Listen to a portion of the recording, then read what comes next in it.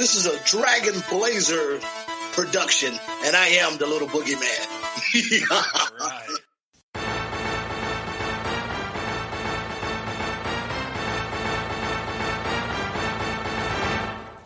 Coming down the aisle, it's the podcast tag team champions of the world, the Rage and Blaze Show.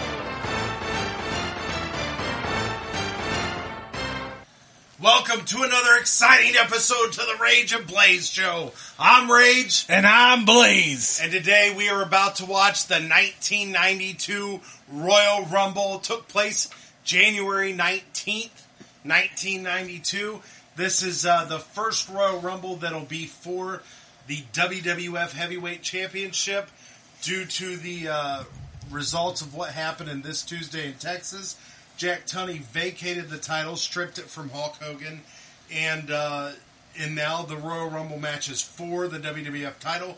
This is also the last Royal Rumble, I believe, that won't be for a chance to main event WrestleMania.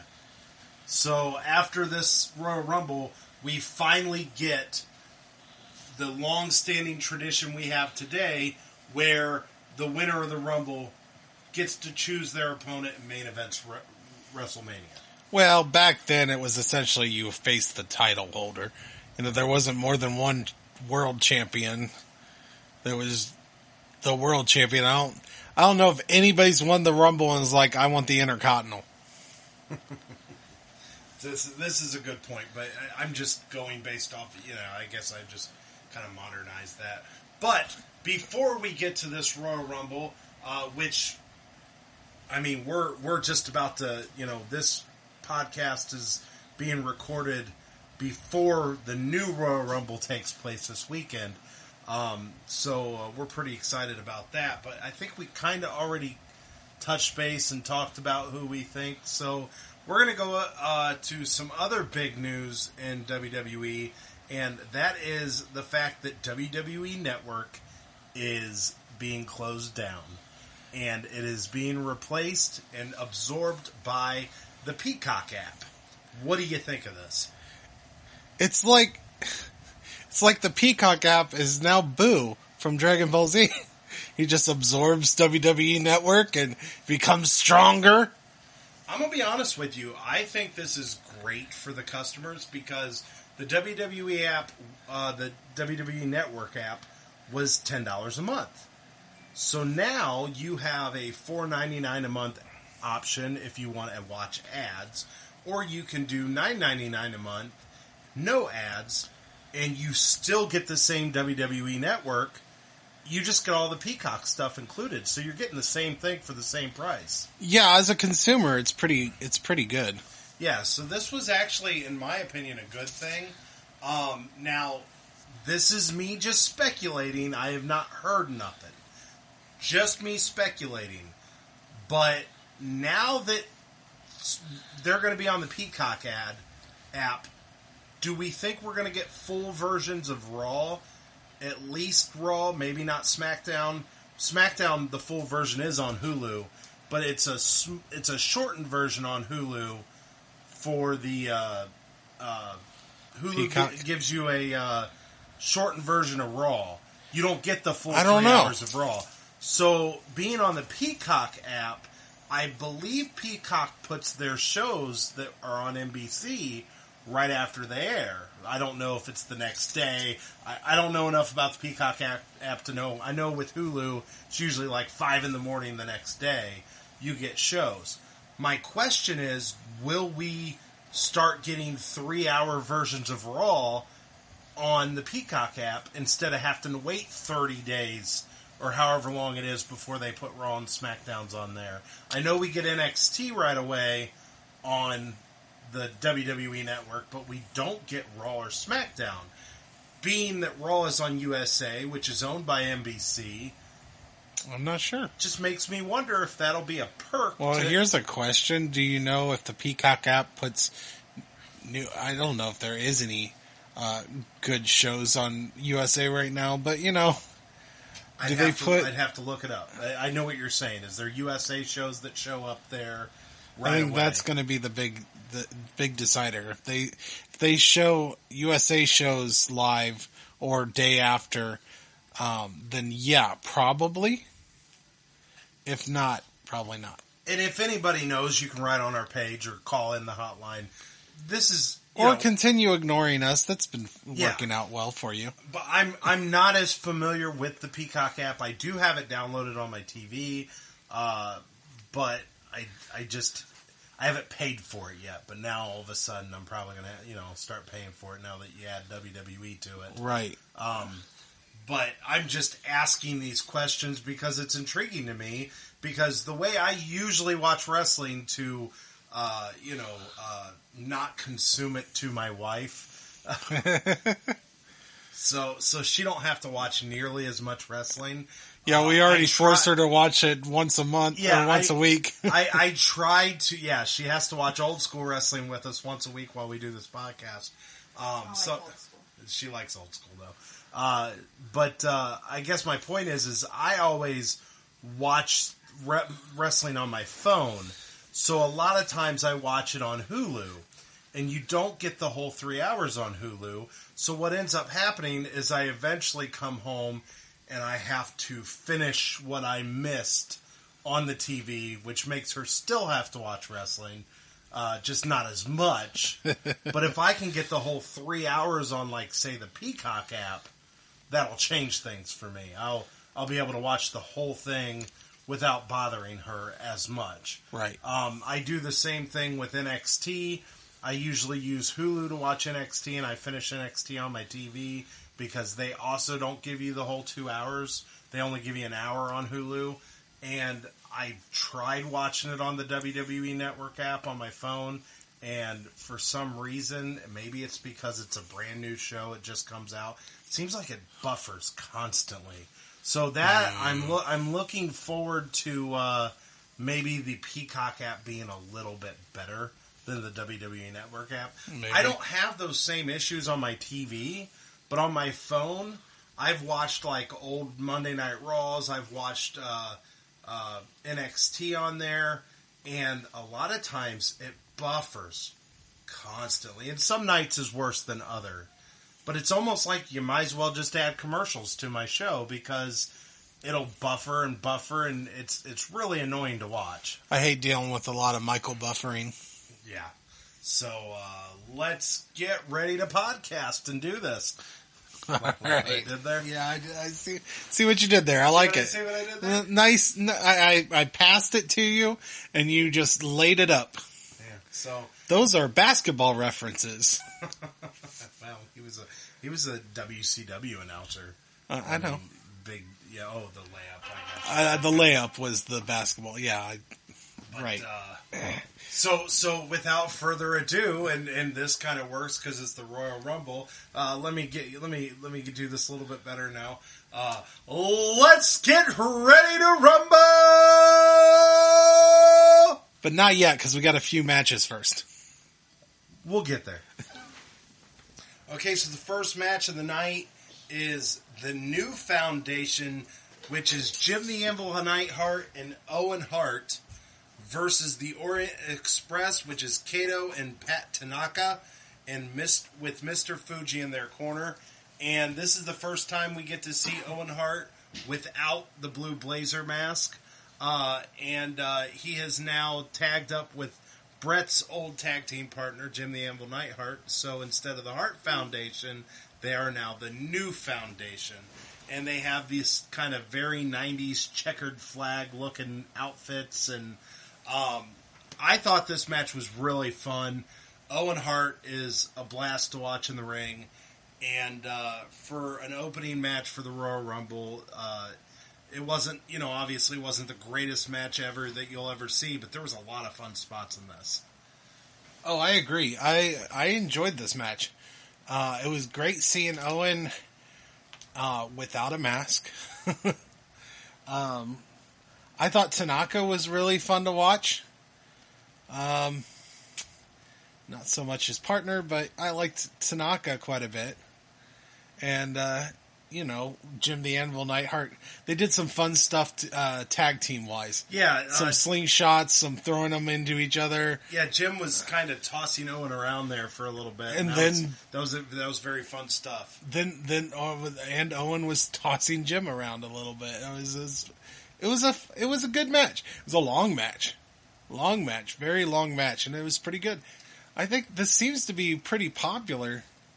It seems like we've had the Orient Express in some decent matches, because they had a pretty great match with the Rockers a couple shows ago. Yeah, they seem to really help elevate a match. Obviously, you're going against the Rockers; they're amazing. Also, you're going against Owen Hart here; he's amazing. And most of the amazing stuff was Owen Hart in one of the... Yeah, Owen was in the ring for most of the time. Yeah. They really pulled the whole heel tag team, isolating wrestler and refusing to get the tag, and then they finally get the hot tag, and then it's all the new foundation once that hot tag happens. Yeah, so very good kickoff. I would say this is at least a 3.5 Flying Owens. I'm gonna give it 3.5 Mr. Fuji staff breaks. Okay. Which, by the way, Owen gets tossed into Mr. Fuji's staff, and it looked so painful. Yeah. I mean, it just cracks his head onto the staff, breaking the staff. It looked painful. It really did. Definitely good stuff here. Yeah. Okay, so before the start of the next match, we get kind of like odd footage. It wasn't from a TV show or nothing. It looked like it was from a house show, and we'd have to look into this to see why this happened backstage why. But Bret Hart lost his Intercontinental Championship at a house show to the Mountie, and it appears that it was originally supposed to be the Mountie versus Bret Hart at the Royal Rumble for the Intercontinental Championship. Obviously, something must have happened, and Bret Hart couldn't compete, so they dropped the title to the Mountie, which now made Rowdy Piper, who came out to Bret Hart's aid, and it made Rowdy Piper get the Intercontinental title shot against the Mountie. And then we get an interview with the Mountie.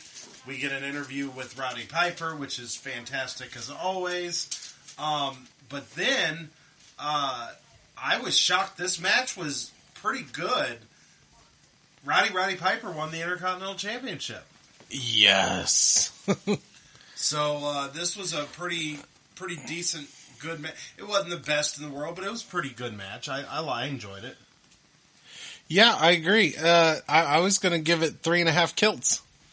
Yeah, I would probably agree with you and give it. I was going to give it 3.5 kilts, so you just kind of stole my thing there. So I'm going to go ahead and give it 3.5 bagpipes. I mean, they get played at the end of this. Yeah, I liked this match. This was a fun match. Love seeing Rowdy Piper just destroy the Mountie and win the title. Yeah, because I didn't realize he won this either. Yeah, and he won it by submission. And they said that he is in this Royal Rumble.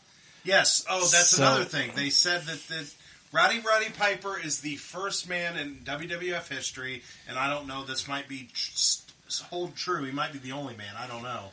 Well, he would be the only man in this scenario. I guess maybe down the road it could have happened again in a different scenario. But this is the only Royal Rumble that is for the WWF title, I believe, which means Rowdy Piper not only had an opportunity to win the Intercontinental Championship, but he's the only man in WWF history at this point who could ever have a chance to win both titles on the same night. And so he has a chance at the WWF title later during the show, during the Royal Rumble match. Yeah, which I would love it if he won, but I think I know it. He doesn't. Yeah, I think history tells us he doesn't either. But anyhow, like I said, this was a pretty good match. Awesome to see Roddy Piper win the Intercontinental Championship. Love seeing gold around his waist because he is one of our favorites here at the show. He is one of the best we've seen on these pay-per-views. He's fantastic. Fantastic on the mic. He can be a little racy, but other than that, he's fantastic on the mic.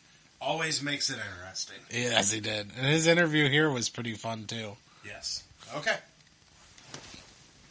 Okay, so before the next match, we have interview with Hulk Hogan in the locker room, which he sounds like the same Hogan we know, just with a little less intensity, almost like he just woke up from a nap. Yes. It sounded really weird. It was just like normal Hogan. Yeah, he's saying the same things that he usually would say, just without yelling it at us. Yes. Yes. It was very awkward. Almost as if he's a thinner, smaller Hogan that doesn't have Take the steroids? roid rage Yeah, all the maybe. time. Yeah, maybe. That is maybe Could be I think we something found about the that. difference. Yeah. It's a smaller, leaner Hogan. Is Less it just angry me, or is he Hogan. also not going tanning as much? Maybe he hadn't hit the tanning bed that day for this event yet. Uh-huh. I'm sure he gets a little golden cover up by the time the Royal Rumble hits. Right. Because that is what he is discussing, that he is going to go to the Royal Rumble, he's going to beat 29 other men, and reclaim the WWF World Heavyweight Championship. But this is the one time I didn't believe him. I don't think he was just, I don't think he was in it. I hope the steroids kick in latently. It was more like, I think I'm going to go out there and take out 29 other men, brother? Yeah, it's whatever. Then I might get a cup of tea Maybe afterwards. he was just high. Just relaxed. Oh, He was just like, hey, yo, brother, yeah, I'm going to beat these 29 other men. You got some Cheetos? So some then, Oreos? Sorry, continue. So then after Hogan talks about the Rumble, we get a Bushwhacker interview. They're talking about the Beverly brothers that they're about to go out and compete against. And they have a new manager, sidekick, whatever you want to call him, Jameson. Offensive caricature is what I don't know say? if he's offensive to anybody. That man offends three different people. Man offends nerds, Jewish people, and special needs. Yeah, all in one. So yeah, he keeps chewing on his tie. He's dressed up like he came from Revenge of the Nerds. But yeah, Revenge of the Nerds just came out a couple of years ago. It's a late 80s movie. I'm sure the sequels were coming out in the 90s, early 90s. So he's dressed up like he's a character from Revenge of the Nerds, but he's talking as if he's not very educated. At all? He's just talking kind of weird. Well, anyhow, this is one of those moments during our podcast that we've watched wrestling our whole life. Never heard of this guy. I do not remember this guy at all. And we loved the Bushwhackers. And we've met the Bushwhackers. We've been licked by the Bushwhackers. Yeah, they have licked the top of our head. How have we never seen or heard of this guy? Well, I'm hoping it's because literally this is the only time we ever see him. Well, so far it's the only time I've ever seen him. He's terrible, and as a fellow nerd geek or whatever myself, I was offended. That offended me. So yeah, if you have ever heard of Jameson, if you remember the character of Jameson, let us know. Hit us up on the pages. Write the hot. This is like Unsolved Mysteries. Where is this guy? I don't want to know. I just looked it up. Apparently, I hope he goes unsolved and goes missing after this match. Well, that's horrible. That's a horrible thing to say about a human being. Not like in real life. I just don't ever want to see him on this show ever again. Ever. So after the interview, we get a match between the Beverly brothers, Bo Beverly and Blake Beverly. They are accompanied by the Genius. and their opponents, of course, the Bushwhackers, Bushwhacker Butch, Bushwhacker Luke, and with Jameson in their corner. And to be honest, this was just pure comedy match. That's all it was for. Bushwhackers did, and we were talking about this while watching the match. That is a weird way to say terrible, Rage. Well, it was one of them things that we've seen the Bushwhackers on our podcast before, and yeah, they have the eccentric style, but this match was over the top. They wouldn't get out of their own way. They spent almost as much time as not quite as much. Almost as much time at the beginning of the match that Hogan does at the end of the match, pandering to the crowd, except it was them, goofing off before the match even started. So it took a long time for this match to even start, and then it was just shenanigans throughout the whole match.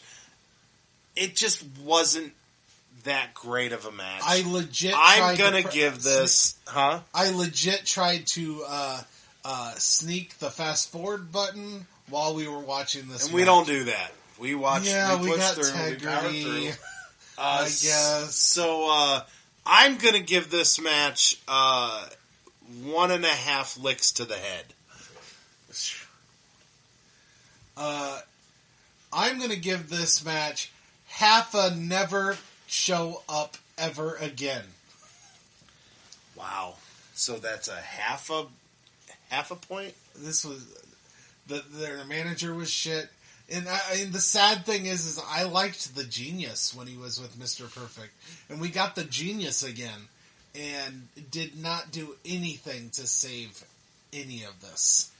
And just to let the listeners know, the Beverly Brothers did win this, and it was a very poor finale. And nobody gave a shit. Yeah, it just wasn't even a great finish. It was ended with a double axe handle smash. They had to make a big deal about it not being the legal man that does it, which that happens all the fucking time in a wrestling tag team match. But a legal man did not do the axe handle smash. And then one of the Bushwhackers tries to stop the pin, and he's going as slow can be. And then I'd also like to point out that I know you gave it a half, and I gave it a 1.5. I gave it a 1.5. I want to defend my score here. It wasn't like there was botches or bad things happening in the match. When they were wrestling, they were wrestling.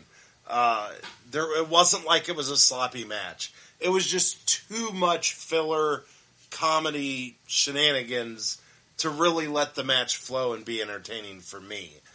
You're burying the match like they went out there and just didn't know how to wrestle. I just want to clarify that this was a decently worked match. There was just a lot of the extra crap. I would almost rather watch the Kardashians than the shit that we just saw. That's really bad that you think that. That's very bad. I have no desire ever watching the Kardashians ever in my life, and I never have, but I almost would consider watching that over this. Wow.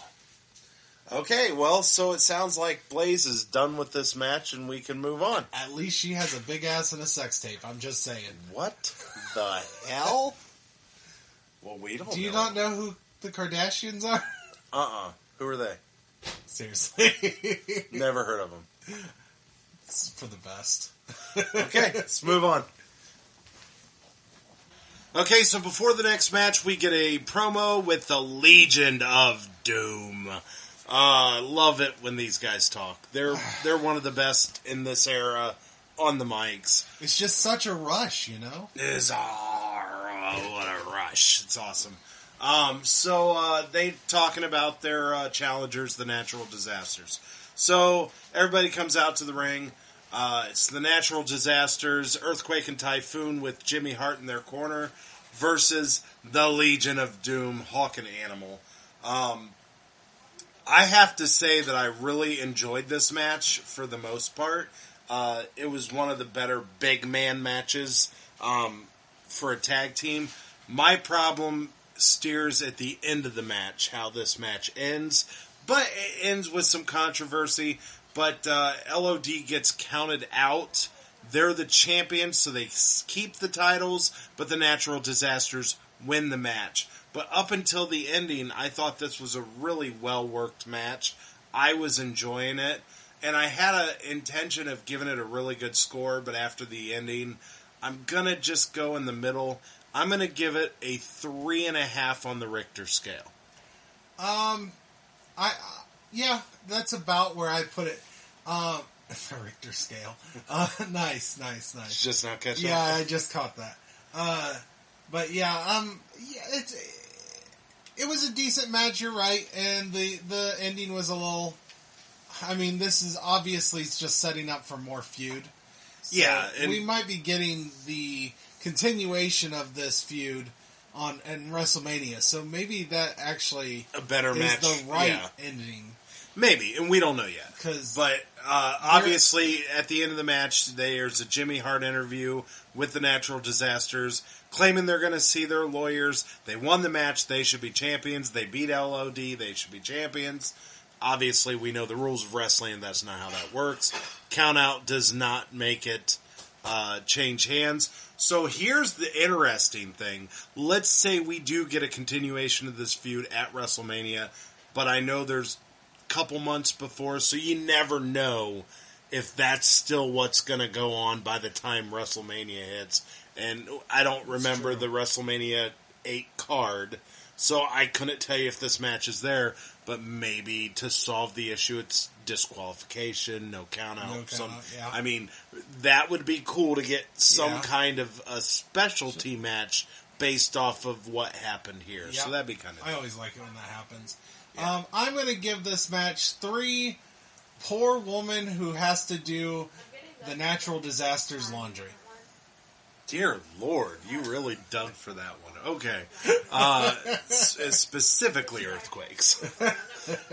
Specifically earthquakes. Yeah. I feel very, very sad for the woman doing his laundry. Definitely. Or man, I'm not sexist. It could be either or. Definitely but I'm his sure old he's gear. Not doing it. Definitely his old gear. God, that yes. old blue gosh. that was just got... Yeah. It looked dirty before he even started wrestling. He looks dirty every time he's in the ring. I think this new outfit makes him look a little bit.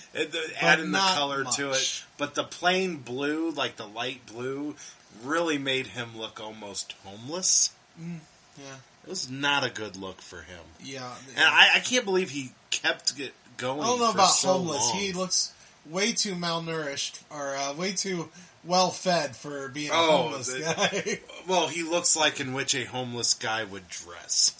Fair enough. Fair enough. Okay, let's move on. Okay, so right before the Royal Rumble, we now get a slew of interviews like we do every year, it seems. Although I don't think they talked to every competitor this year like they have in the past. I think they really just talked more about more the main event people that you realistically think have a chance at winning this thing, because this year's Royal Rumble is for the WWF World Heavyweight Championship that got vacant due to the Hogan and Undertaker situation. Bullshittery? Call it what you will, but yes.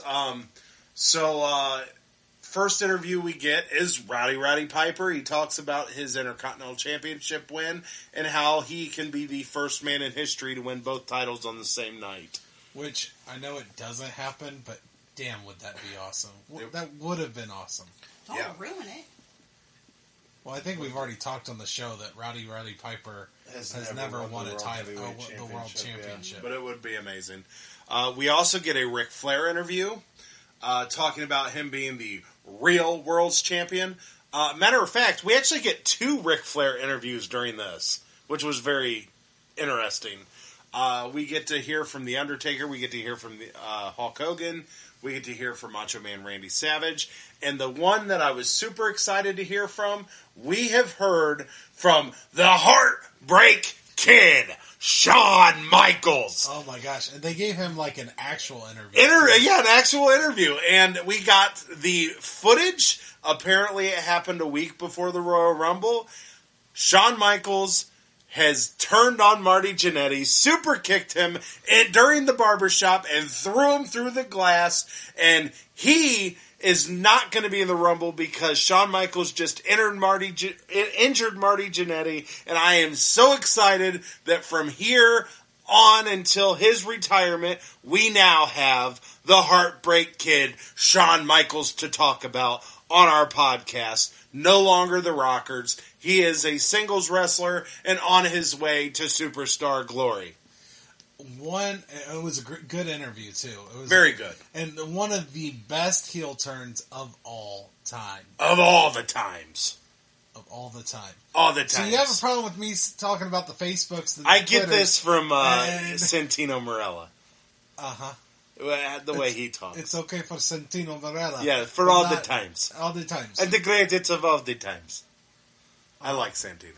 I like Santino's cool. Well. Okay, so any other of the interviews stick out to you? I think Macho Man Randy Savage talked. Sid Justice talked. Repo Man. Repo Man. Yeah, okay. Maybe they didn't go with the... He was a... You know, you got to give him credit because, you know, a lot of these guys, when they come out and talk, they just have this... I'm just yelling the whole time. He had a different cadence to him. A little different of a interview. Almost like a swiper, no swipey type of talking. Yeah. That's kind of the way he talks. No swiping. Oh, man. Kind of the way we had Paul Bearer talk with The Undertaker. Yes. He's got 29 other caskets already ready for them. Yes. So I'm super, super excited for this Royal Rumble. Yeah, and I don't know who wins this, so... Unfortunately, I do. But you do know still excited. Let's Well, 1 second. So before this Rumble starts, we're at, well, technically this is the 5th Royal Rumble, but we don't count the stats for the first one because it was 20 man and it was a actual TV special instead of an actual pay-per-view. But as it stands right now, Hogan has won 2 Rumbles. And he has the most eliminations at 7. Okay. All right. All the winners of these 3 Royal Rumbles, all in the 20s. We have not had any wrestler that has come out before, 24 to win the Royal Rumble. So 24 is the lowest number that's won. 24, 25, and 27. Yep, 24 is the lowest number to win. We also have the longest wrestler to be in the Royal Rumble lasted 52 minutes and 17 seconds. Do you remember who that is, Rage? Off the top of my head. It was the model, Rick Martel. Rick Martel, yeah, okay. Was the longest wrestler in the Rumble. Okay. Yep. So, those are some, just to keep you updated on where we are on the stats. Okay, let's check it out then. Alrighty then. Okay, so it is on to the Royal Rumble. We have our number 1 entrant, which is the British Bulldog, and our number 2 entrant, Ted DiBiase. And very surprisingly, British Bulldog makes quick work of Ted DiBiase. Yeah, British Bulldog makes quick work of quite a few people, actually. Well, we're getting ahead of ourselves, but... Fair enough. So number 3 entrant is Ric Flair. Number 4 entrant is Jerry Sags of the Nasty Boys. And I believe British Bulldog makes quick work of him too, right? Yeah, he clotheslined DiBiase out. He gives a drop kick to Sags. Continue. Okay, next is Haku. And I once again throws him out as well. Throws him out. So then we get Shawn Michaels as the next entrant. Tito Santana. El Matador. Yes. The Barbarian. The Texas Tornado. And the number 10 entrant is Repo Man. And I don't think we've had any eliminations since. No eliminations. All 3 eliminations are all from the British Bulldog as of right now. Okay, so far British Bulldog is kind of dominating this match. He is trying to catch up with Hogan's lead. They're also kind of making a big deal. Apparently, British Bulldog, about a couple months ago, before this, had won a Battle Royal in England. They're kind of pointing that out every time he's, In there. Yeah. So, but so far it's been a pretty entertaining Royal Rumble. Nothing too comedic, nothing too chaotic. Just, but it's been some good stuff going on in the ring so far. And seeing Shawn Michaels save himself is just entertaining in its own. Because he has been tossed over the rope several times and hugging that bottom rope and just he's always been one of the constantly best at it. saving himself. Yes. So I will enjoy continuously watching that. So will I. Okay. Okay, next entrant is Greg the Hammer Valentine, followed by Nikolai Volkov, then the Big Boss Man, and then Hercules. And then I believe we have kind of a slew of eliminations, so why don't you go through them? We kind of have a spot in the match. The eliminations kind of come crazy. You may want to wait until after you bring out. Let's see who is last. Hercules Well, I know when number 15 comes out. There's only 2 men in the ring. That's why I asked you to. Okay, we're at that. Yes. All right. So first we get Repo Man tossing out Nikolai Volkov. Then Repo Man tosses out Greg the Hammer Valentine. Unfortunately, there's nothing much to these. He literally just tosses them. Big Boss Man then tosses out Repo Man. Then Ric Flair tosses out the British Bulldog and then the Texas Tornado back to back. I think you missed somebody. Who did I miss? Well, I know of at least one name, 2 names that eliminated themselves that hadn't happened last. If you're talking about El Matador and Shawn Michaels, Yeah. that happens literally right after Texas Tornado's tossed. Does it? Yeah, he tosses out Texas Tornado. Then right afterwards, El Matador and Shawn Michaels are fighting, and they both fall out of the over the ropes. Okay. Then Big Boss Man takes out Hercules right after the Barbarian takes out, or after Hercules takes out Big Boss or Barbarian. Then Big Boss Man tries to dive into Flair, and Flair ducks, and it was kind of weird because the Big Boss Man lands on the ropes, and then sticks there for a little bit, then flies over. Like, I think it was a botch, because I think he was supposed to fly over like in one swoop, and instead of flying over, he got caught on the ropes and then threw himself out. There's no reason he should have went out, but they made it seem like, oh no, it was momentum. Right. And that's the last one that has gone out since so far.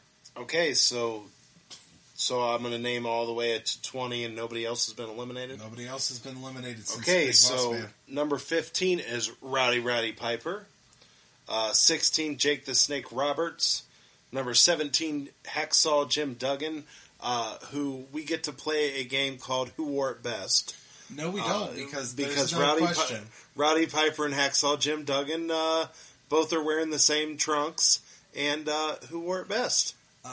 There's no comparison. It's obviously Flair. But Flair? Yep, Flair wore the best blue trunks. Flair's wearing black trunks. Are you colorblind? It's close enough. Okay. Rowdy. I meant to say Rowdy. I just rolling with it because I accidentally said Flair. Okay, so then we have Erwin R. Shyster. We have Jimmy Snuka. And we have The Undertaker. Which I'm really, really, really, really, really, really, really hoping that The Undertaker actually has a decent showing instead of, like the last time I think he tossed out 2 and got taken out himself. Okay. So far, once again, like I said before, this has been a pretty good Rumble. Very entertaining. The way they have cleared the ring a couple times already during this Rumble. So I found it very entertaining. Right before Rowdy came out, Ric Flair eliminated the Big Boss Man to be the only guy left in the ring. And, of course, Bobby the Brain Heenan's commentating is just gold, in my opinion. Every time he gets on the mic, I just think he's gold.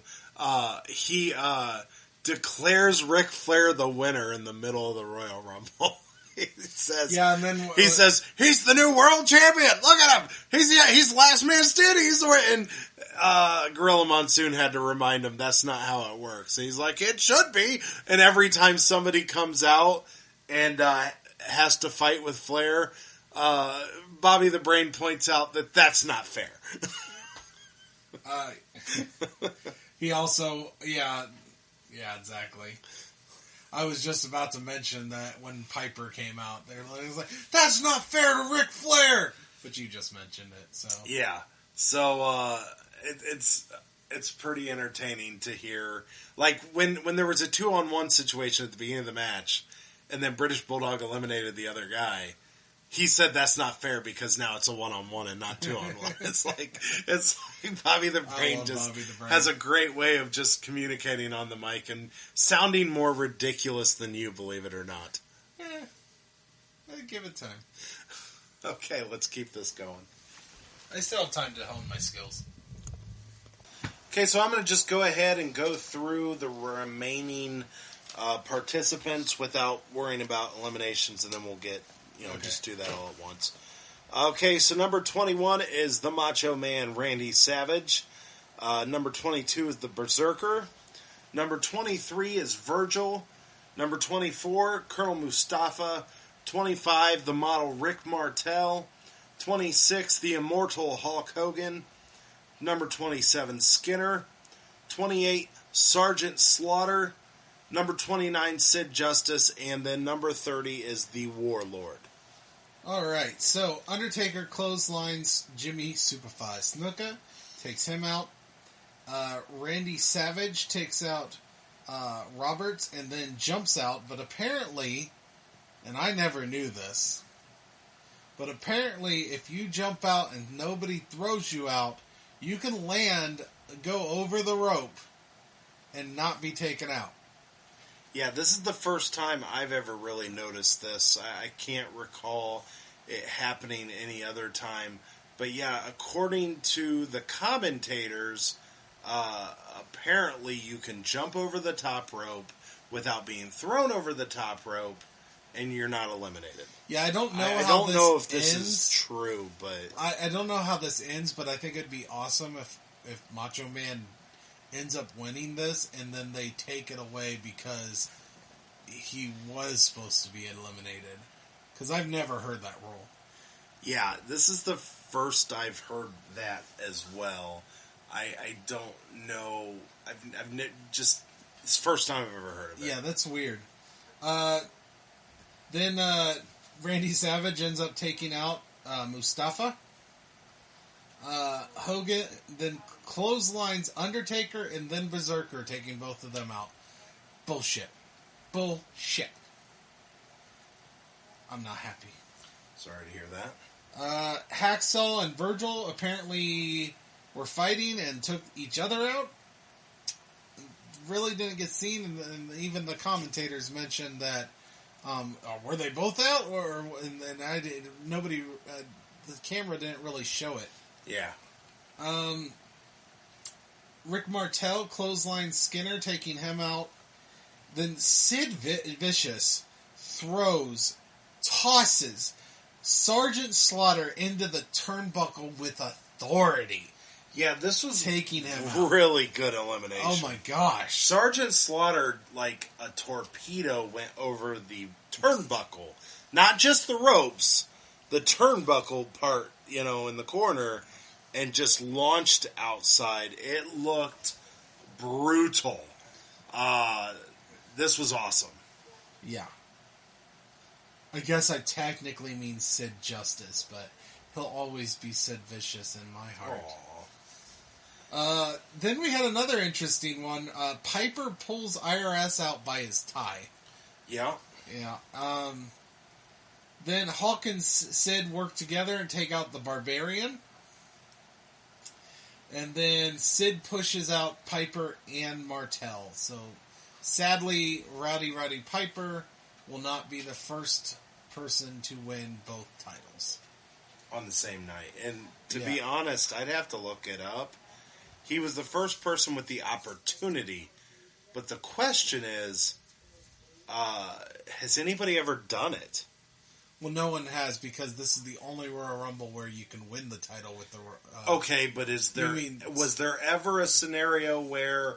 Well, here would be a hypothetical that it could happen in modern WWE.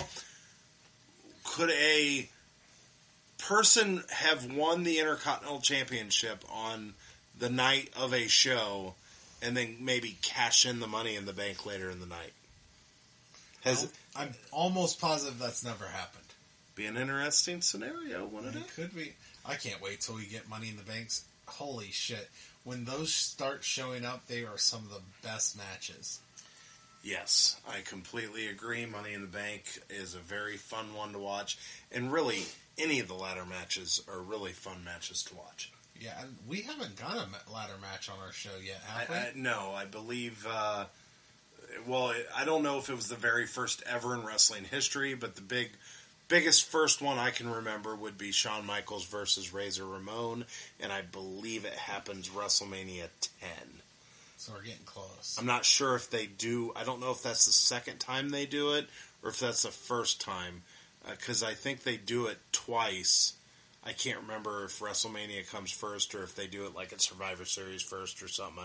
I'd have to look it up, but I do know that they kind of started the ladder match in WWF anyhow. I don't know if it had happened anywhere else before that, but in WWF they were kind of like the originators of the ladder match. Gotcha. Okay, so once again, this has been a very entertaining Rumble. I've thought this was so far. I've really liked the flow of this Rumble. The eliminations have came and gone in a perfect paced time. They haven't gone like 15 guys in the ring and then no eliminations and then just kind of dull, So this has just been a really fun one for me. It's like they're getting their footing. They're starting to get the hang of this. Really starting to kind of figure out how to make the Rumble engaging and entertaining. And this has been an amazing Rumble so far.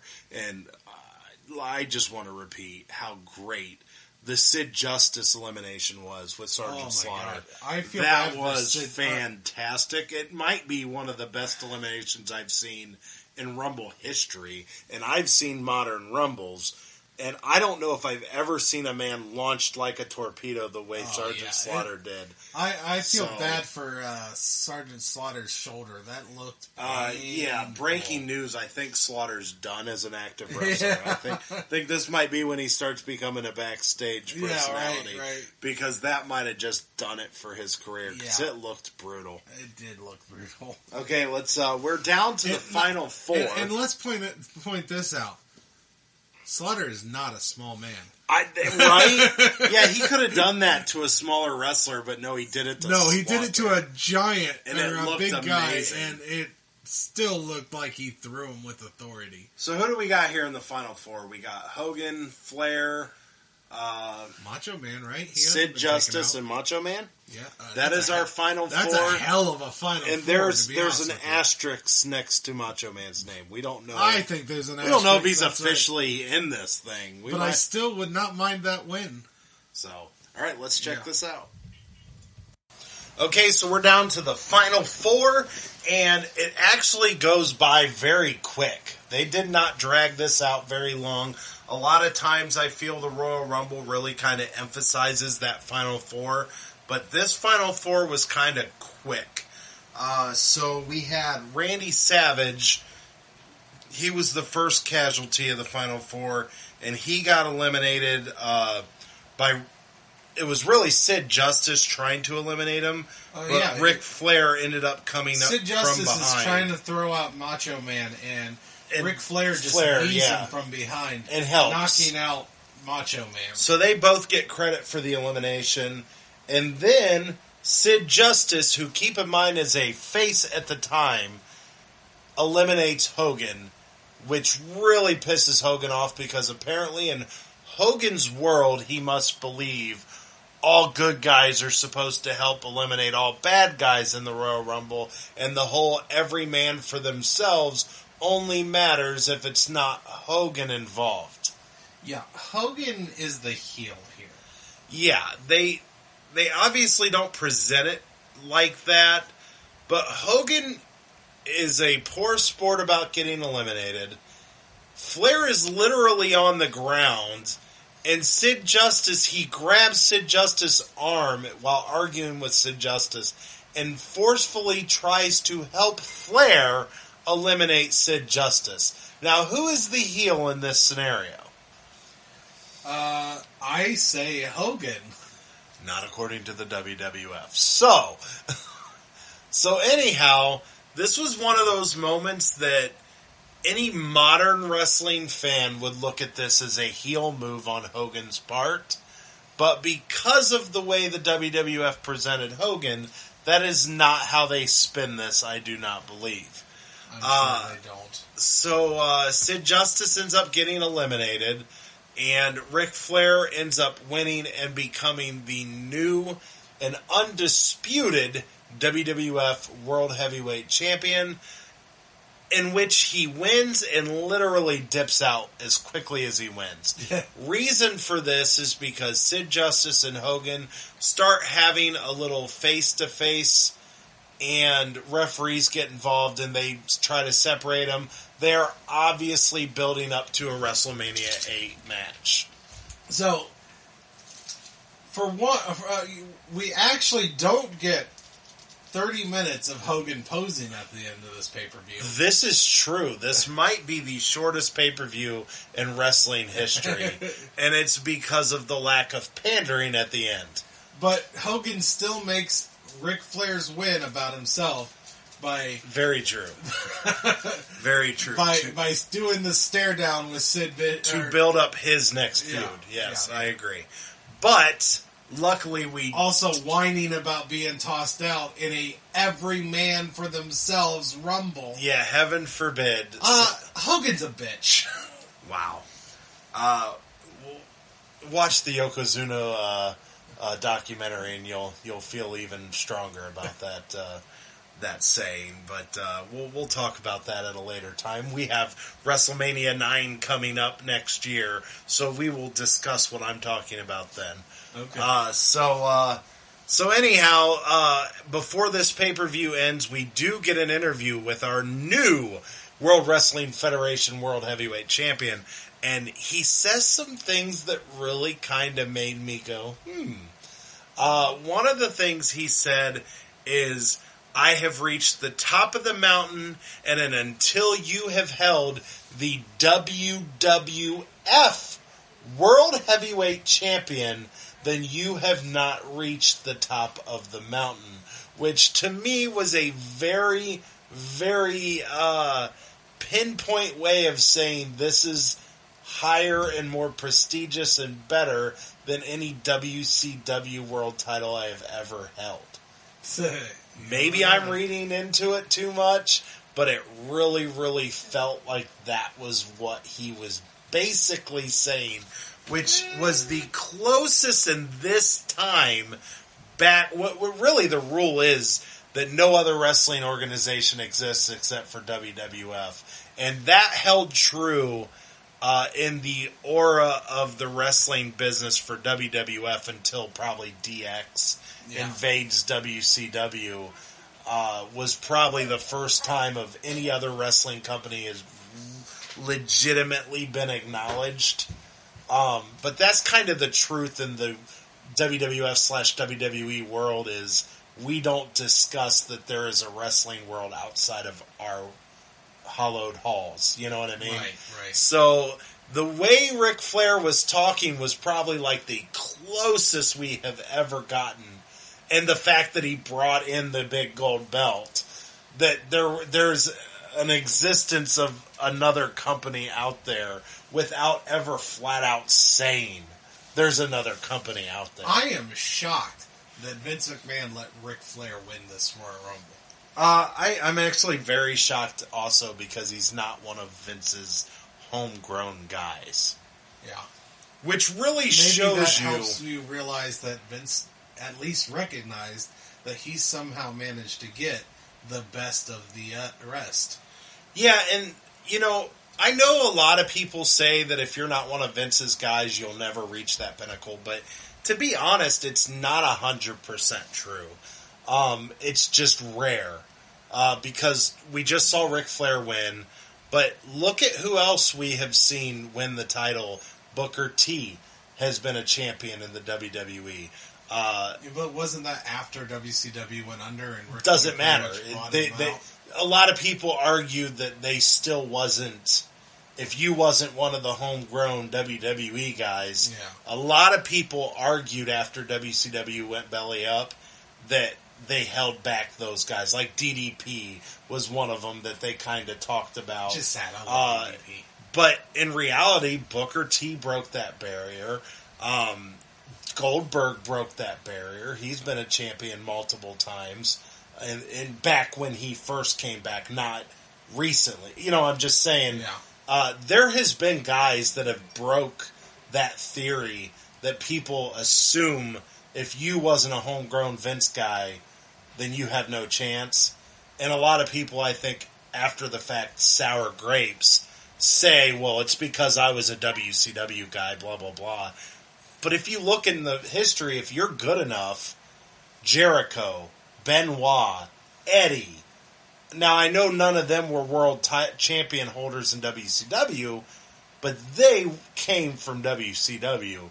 And a lot of them was prestigious and held a place. Look at AJ Styles being the most recent non-WWE guy. Came in and he's won two championships since he's been there in the five years he's been there. AJ is one of their top guys, and he was a TNA guy. Yeah. So I just want to point out that I always have felt that it's more sour grapes when I hear those stories of not being a Vince guy. Fair enough. So I just want to point out this is one of those proof in history that it can happen. It just depends if you're good enough. So... Wow, way to just piss off a lot of WWE people. Anyways, so, few things about this Rumble. First off, Flair is is probably going to keep this for a long time. And I mean a long time. He's the first entrant past the 20s to win a Rumble. He won it at 3.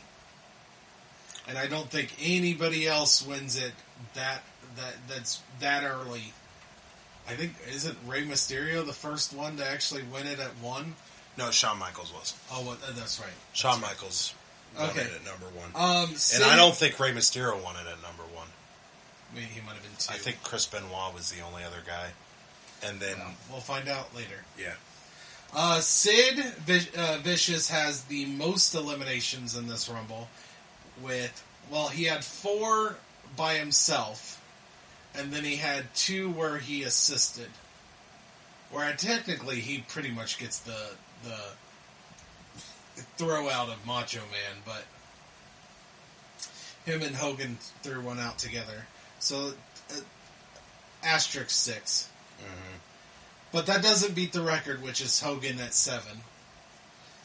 Flair, however, does beat Rick Martel's record. Rick Martel lasted 52 minutes and 17 seconds. Ric Flair takes it at 59 minutes and 26 seconds. Wow. So, by the way, I just looked it up. Ray won it at number 2. And I'd be willing to bet Flair is the longest person... at least for a long time, will be the longest person that lasted the longest to win the Rumble. Yeah, it definitely gets beat. I'm trying to remember who beats it. I guess that's not important, but it does get beat. Yeah. All right. Well, yeah, that's the stats I have. Okay. I also read something else. I almost forgot to mention. Undertaker and Hogan, because they were the champions when it was taken away, they were given the option to pick from only 20 to 30. Okay. So they got to be late in the Rumble because they were the champions that got stripped. Fair enough. I guess it got mentioned. I read about it. It gets mentioned on one of the shows we don't watch. Okay. Okay, so that's been the end of the Rumble there, and I suppose we'll go ahead and rank our matches and stuff. Uh-huh. Favorite match of the night! Okay, so best match of the night, I actually realized that I ranked 3 out of the 4 matches that we got to watch, because obviously we don't technically rank the Rumble. 3.5 of some things. Yeah. So I just have to pick one, so I'm going to go ahead. I think I'm going to give my best match of the night to Roddy Piper and the Mountie because of him winning his first Intercontinental Championship. I thought the LOD Natural Disasters match was pretty good with a lackluster ending. And then what was the first match of the night was... it was Oriental Express. Oh, that's right. I really enjoyed that match, but I think winning the Intercontinental Championship just pushed it over the edge for me. Yeah, I was kind of hoping you'd pick something different because we're both going to have the same worst matches of the night as well. But I'm picking that one as well. Roddy Piper winning that title. It was a cool match. He won the title. Enough said. Okay.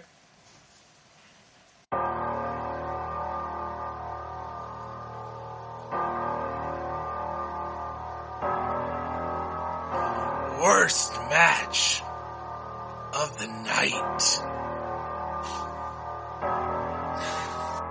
Okay, so worst match of the night is it not even a question. It's actually one of the worst, well, since we've started doing our little, score tier. It's the worst score I've gave any match. Granted, there's a chance I could have gave matches before we started doing that. But I gave it 1.5, and the Beverly Brothers and the Bushwhackers was just too much filler nonsense for me and not enough wrestling. And it just, to me, it was just a waste of 15 minutes. I agree. Like I said, we were going to have the same worst match of the night. And not to mention that match offended me. I was very offended. I kind of want to sue WWE. So you're looking for, you're offended based off the nerd community? Yep. Yeah, I am. Or the slow person community? Just curious which part you're offended about. I think you know. And I think you can fuck right off. So the slow person community. All right, let's move on.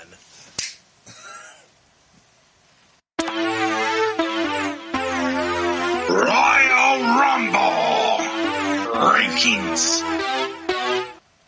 Okay, so our Royal Rumble rankings. This was, in my opinion, by far the best Royal Rumble match. I don't think this was the best overall with other matches. I think we've seen shows that had better matches, but I don't know if we have yet to come across a Royal Rumble that's been like, oh, those were great matches and that was a great Royal Rumble yet. We haven't got there. But since the title of the show is Royal Rumble, I am going to put this at number 1 on my rankings. I am going to agree with you. I have Royal Rumble 1 at the bottom. Okay, me too. I think ours is identical. It is. Royal Rumble 2 after that. Then Royal Rumble 4. Because the Royal Rumble was pretty terrible in that one. But the matches were really good. Because we had the Rockers match. And then Royal Rumble 3. And then this is the Royal Rumble really elevates this one. And not to mention, we didn't have terrible, we had one terrible match. We didn't, the matches weren't they were matches. just decent matches. But yeah, I think when ranking these, I would prefer to focus on the Royal Rumble match being why I rank it. But I would love to have a Royal Rumble where we're not shitting on the matches but loving the Rumble, or vice versa. You know, I'd like to see one where we're either shitting on it all or loving it all. Just be consistent. Either suck or just don't. be consistent. So yeah, that's where I'm going to go with this Rumble. I thought this was actually a fantastic Rumble match. This was one of the best Rumble matches I think I've ever seen. And it gets better from here because now the Rumble match matters. Fair enough. This one did matter. It just wasn't not in the way in which we recall it to matter. But yes, this one definitely mattered. Having a champion at the end of the match. My only critique, and this is honestly 110% Hogan's fault. Hogan, this is your fault. My only critique is after every Rumble from here on out, they usually, and granted we're going to rewatch all these, but definitely the modern Rumbles, they make a huge deal and celebration about, oh my gosh, I'm going to WrestleMania. This match was the only one that we're aware of that's that we can recall anyhow, for the WWF World Heavyweight Championship. And instead of Flair standing in the ring celebrating being the champion, it was about Hogan and Sid Justice, and he had to go to the back to do an interview. What? My point is Hogan's selfish ass takes over again? What a surprise! There wasn't a big celebration of, oh my gosh, we have crowned a WWF champion. It just kind of felt like, okay, we're in the back, and oh, by the way, here's your title. It didn't feel like that crowning achievement moment that we have known for the end of most Rumbles ending. This sounds like this is Hogan compromising. This was Hogan being like, he can win it, that's fine, but I want to be at the end of the show staring down my opponent for WrestleMania. And then they probably got yelled at for interviewing Flair at the end. He's like, yeah, how did the show not end on me, brother? Yeah, so it's kind of one of those things where that is my only real critique, and it's not a critique on the match. It's just you usually get that celebratory... By far the funnest way to end the Rumble as well, too. I liked the drama. The drama of Hogan pulling at Sid Justice and then Flair taking advantage. This was the best end we've had of a Royal Rumble as well. It was exciting. Okay, so apparently that's going to do it for the Rumble. So all we have left to do on this episode is hear the Boomer Facts. All right, Rage and Blaze fans, it's time for another edition of Boomer's Backstage Facts. And finally, after 2 weeks of total garbage, we get something great here with Royal Rumble 92. You go back, like, this is what I love about this show. I'm going off track a little bit. When you go back to watch this stuff, when you're older, your perspective changes so much, and the stuff that you see now you didn't notice when you were a kid. This period of time in WWE is so interesting because there is a lot of good talent, and one of the biggest things, obviously, that happened is Ric Flair came in with the WCW Championship, which, started a lot of controversy. But, of course, on the outside, we now have the tainted image of Hulk Hogan over the steroid scandal. And you're going to go on Arsenio Hall and admit that you did take steroids, but there was a reason, whatever. It was horrible. So your company's a little tarnished. Your biggest baby face is a little tarnished, but you pulled off stealing a big star. And right here, definitely pulled off. I mean, this was a great way to start 92 after this Tuesday in Texas, for God's sakes. So, but here we go. And even to this day, Rumble 92 is still considered one of the best ever, and it's definitely one of my personal favorites. On top of the fact that Ric Flair pulls off his 60-minute performance to become champ. Bobby the Brain Heenan hits a home run on commentary, which shouldn't be a surprise. The anticipation was huge because the title was on the line. I mean, there was no other feeling like this. I was 12, but I remember it clearly, and it was so exciting. And it wasn't just the Rumble. I mean, the opening match with the New Foundation and the Orient Express was fun and good and got the crowd wound up. And of course, we can't forget that Rowdy Piper captures his first WWF title by beating the Mountie for the IC Championship. Okay, so I rambled long enough, I guess. Let's get into the facts. The first fact is actually about the Intercontinental title match. It was supposed to be Bret the Hitman Hart versus the Mountie. So this fact is very important because I don't want to give spoilers. I don't know how long since people have seen these pay-per-views, but this is a very important part of this whole big picture, that originally this was going to be Bret versus the Mountie, and Bret was going to go over. All of a sudden, 2 nights before the Royal Rumble, Bret Hart lost the title to the Mountie at a house show. WWF's excuse, whether kayfabe or not, was that Bret was running a fever of 104. So they were worried about his health, and they changed the plans. Now, the rumor has always been that WCW was actually trying to negotiate with Bret Hart with the idea that they would sign Bret, and Bret would bring the IC title to WCW. So a retaliation. Now, did this happen? We'll probably never know. Everyone involved denies it. Bret Hart says it never happened. Eric Bischoff says no. Bruce Pritchard says no. So who knows? But either way, Bret was out. They put Piper in, and Hot Rod gets to win his first championship. He should have had more. And we talk about this a lot. Rage and Blaze constantly bring up, you're in the wrong era because Hogan's the man, the DiBiase's, the Jakes, and all that. And here is where Hogan's fallen off. So here's where there's opportunity. But, a lot of people in wrestling, including Bruce Pritchard, like to say some wrestlers don't need the title. I don't know. This is one of my favorite moments as a kid because I'm such a huge Piper fan, and he deserved it. Now, our next fact, of course, you wouldn't know back then, but we, of course, are from the future. But 16 of the 30 participants in this Rumble are now in the WWE Hall of Fame.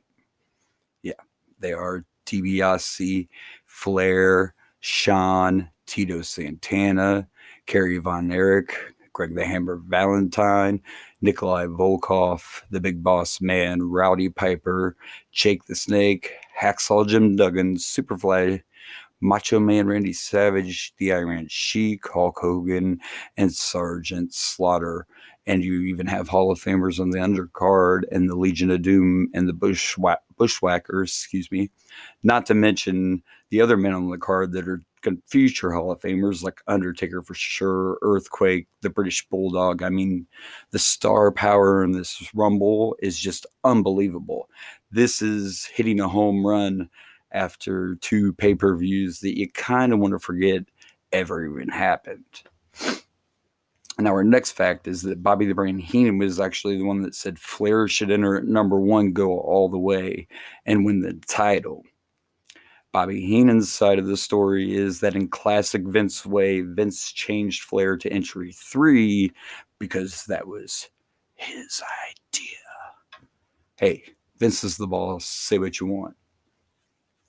Now we get into a few things about the Rumble itself.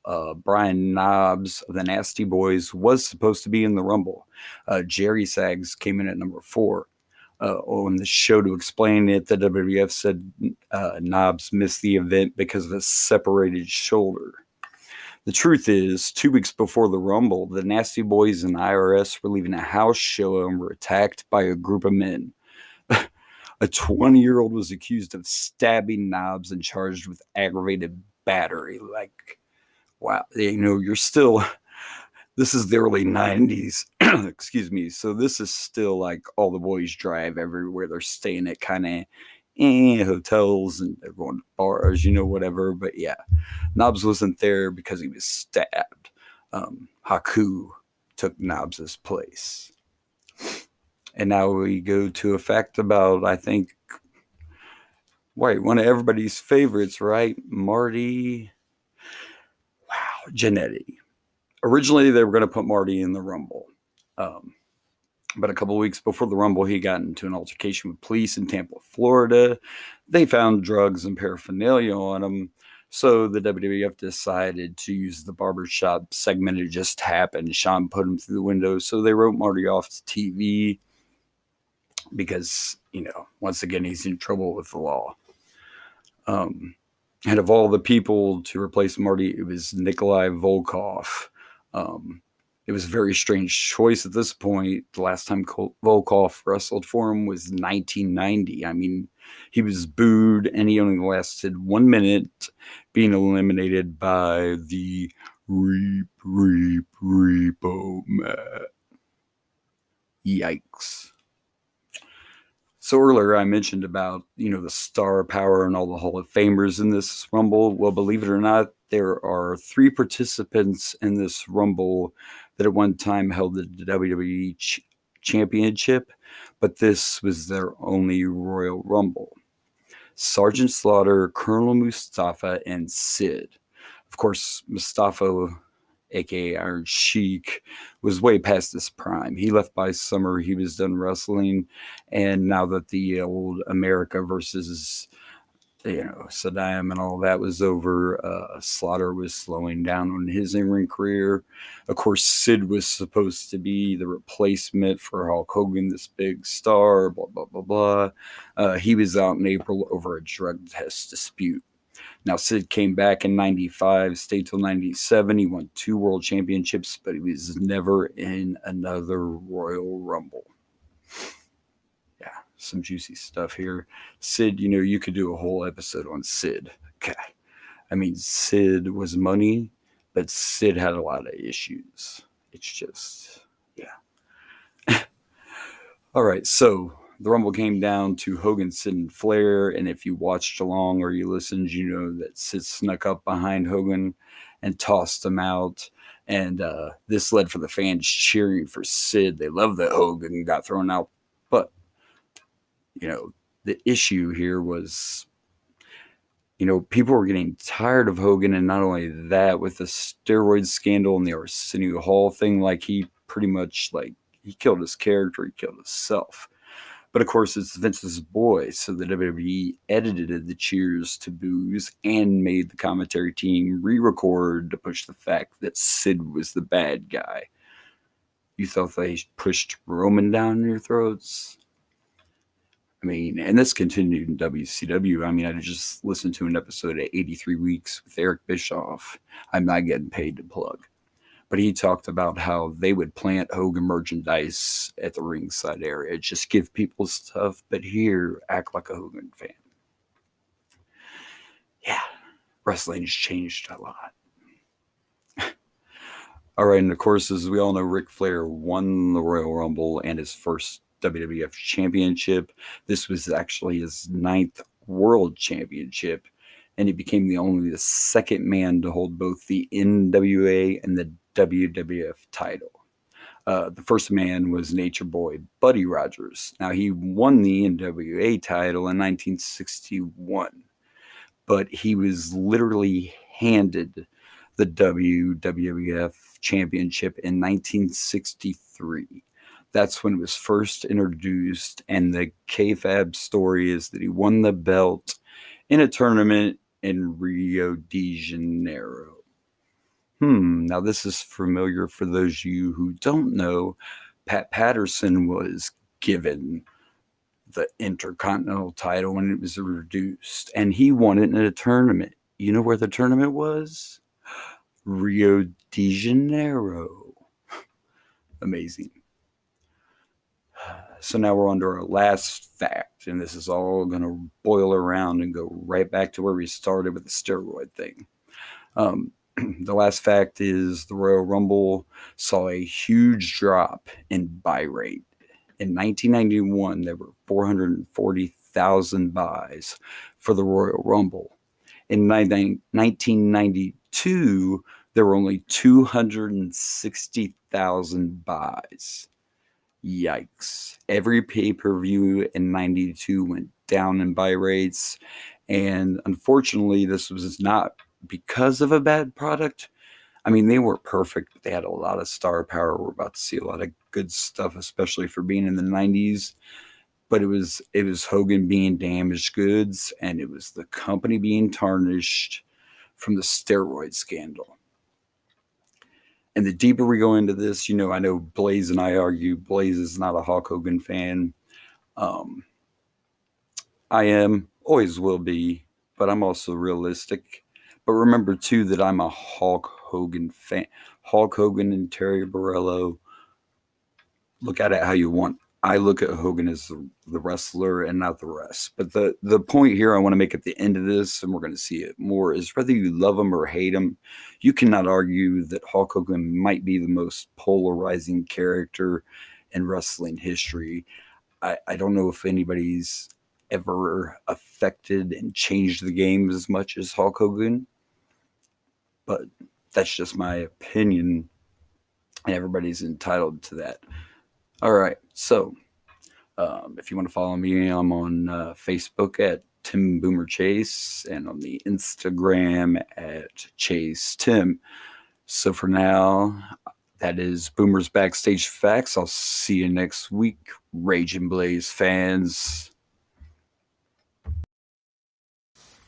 Okay, so before we end this, let's go ahead and plug those pluggables. All right, you can find me on the Facebooks, the Instagrams, the not the Twitters yet. Well, and the Twitters and the YouTubes at Dragon Blazer Productions. And then on Twitter, you can follow me on Dragon Blazer Pro. Okay, so the Rage and Blaze Show Facebook page, at the Rage and Blaze Show on Instagram, and at Ricky Rayberg on Twitter. That is where you can find us. That is correct. Okay, that's going to do it for this Rumble. Very excited to move into this next WrestleMania. Got anything to add? No, this was a fun Rumble. I'm very happy I'm loving doing this podcast. I love it because we get to see gems like this that we never would have probably watched. Yeah, there's definitely a lot of wrestling history out there, a lot of wrestling shows to be watched on the network, and this kind of started with an excuse to watch them. Kind of.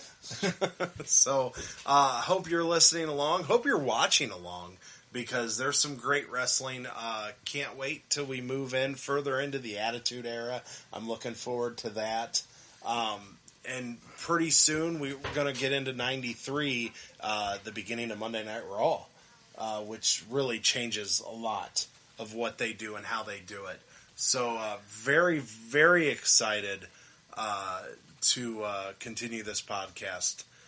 But until then, we're getting to some good stuff. Yeah, we're getting in it. We're about to get into some good stuff. Like I said, we saw Sean turning on Marty Jannetty, so I cannot wait to see he how changes that everything. now. Yeah. So excited for that. So this has been the Rage and Blaze Show. I'm Rage. And I'm Blaze. And good night from Rage's Pit.